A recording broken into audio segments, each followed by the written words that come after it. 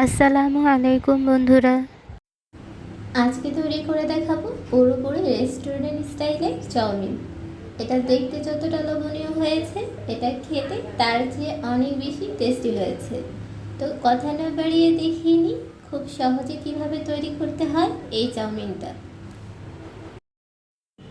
এখানে আমি প্রায় 200 গ্রামের মতো মাংস ছোট ছোট টুকরো করে ভালো করে ধুয়ে নিয়ে পানি ঝরিয়ে রেখেছিলাম। তারপরে এখানে দিয়ে দিতে হবে 1.5 চামচ পরিমাণে গোলমরিচের গুঁড়ো। তারপরে দিয়ে দিতে হবে 1.5 চামচ রসুন বাটা, শুধু রসুন বাটাই দিতে হবে।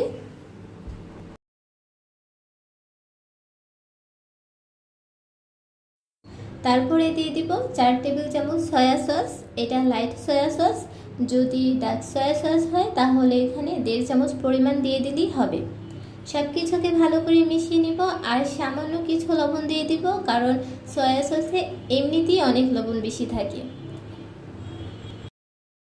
এটাকে রেস্টে রেখে দেবো 20 মিনিটের জন্য। এই পর্যায়ে এসে নুডলসটাকে সিদ্ধ করার জন্য আমি পরিমাণ মতো পানি নিয়ে নিয়েছি। পানিটা অনেকটাই ফুটে উঠেছে। এই পর্যায়ে এসে স্বাদ মতন লবণ দিয়ে দিতে হবে আর কিছুটা পরিমাণ রান্নার তেল দিয়ে দিতে হবে, যাতে নুডলসটা সিদ্ধ হওয়ার পর অনেকটা ঝরঝরে থাকে।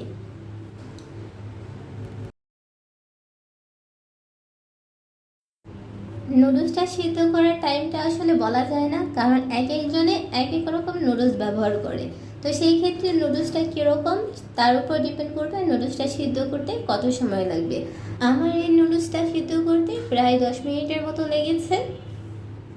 নুডলসটা ছেঁকে নেওয়ার পর এভাবেই ঠান্ডা পানি দিয়ে ভালো করে ধুয়ে নিতে হবে, যাতে আঠালো ভাব না থাকে। এভাবে ধুয়ে নিলে নুডলসটা অনেকটা ঝরঝরে হয় আর এটা অতিরিক্ত সিদ্ধ হয়ে যাওয়ার ভয়ও থাকে না।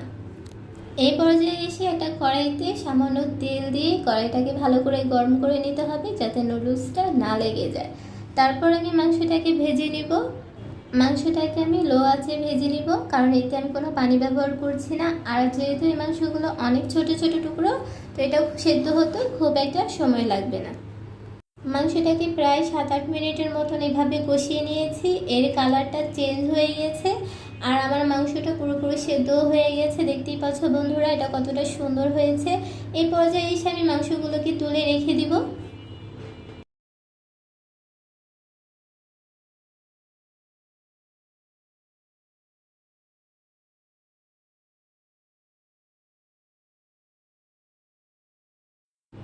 তুলে নেওয়া হয়ে গেলে সামান্য কিছুটা তেল আবার দিয়ে দিব। তারপরে এখানে আমি মিডিয়াম সাইজের 2টা পেঁয়াজ এভাবে ছোট ছোট টুকরো করে খোসাগুলো ছাড়িয়ে নিয়েছি। তারপরে এগুলোকে ভালো করে একটু ভেজে নিয়ে এর মধ্যে দিয়ে দিলাম 2টা টমেটো। কিছুক্ষণ ভাজা হয়ে গেলে এই পর্যায়ে এসে 1/2 কাপ গাজর কুচি দিয়ে দিলাম।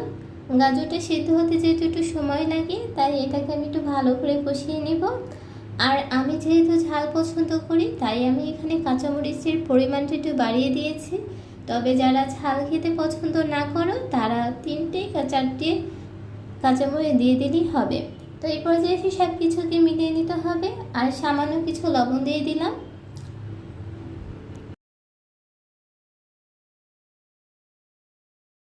এগুলো যখন প্রায় হয়ে যাবে এগুলোকে এক সাইড করে রেখে আমি একটা ডিম ভেজে নিব। এখানে সামান্য একটু লবণ দিয়ে দিলাম।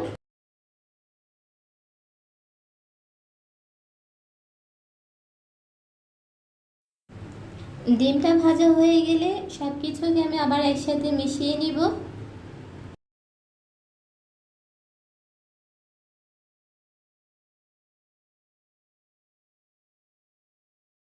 এই পর্যায়ে এসে 4 টেবিল চামচ সয়া সস দিয়ে দিতে হবে, দিয়ে দিতে হবে 1 চামচ টমেটো কেচাপ।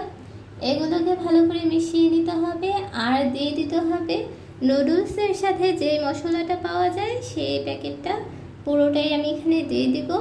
তো দিয়ে কিছুটা পানি দিয়ে এটাকে ভালো করে কষিয়ে নিতে হবে। সব কিছুকে ভেজে নিয়ে এ পর্যায়ে দিয়ে দিব ক্যাপসিকাম। যেহেতু এটা সেদ্ধ হতে বেশি সময় লাগে না আর এটা সেদ্ধ করার প্রয়োজনও নেই, এটা একটু হালকা কাঁচা কাঁচা খেতেই ভালো লাগে। তো এই পর্যায়ে এসে আমি সেই সিদ্ধ করে রাখা নুডলসগুলো দিয়ে দিব।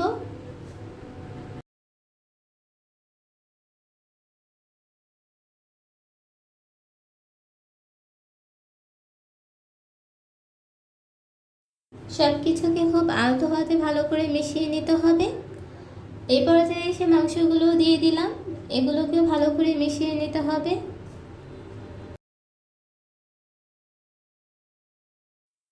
দিয়ে দিলাম ধনিয়া পাতা কুচি, এটা না দিলেও চলবে, তবে এটা আমার খুব পছন্দ।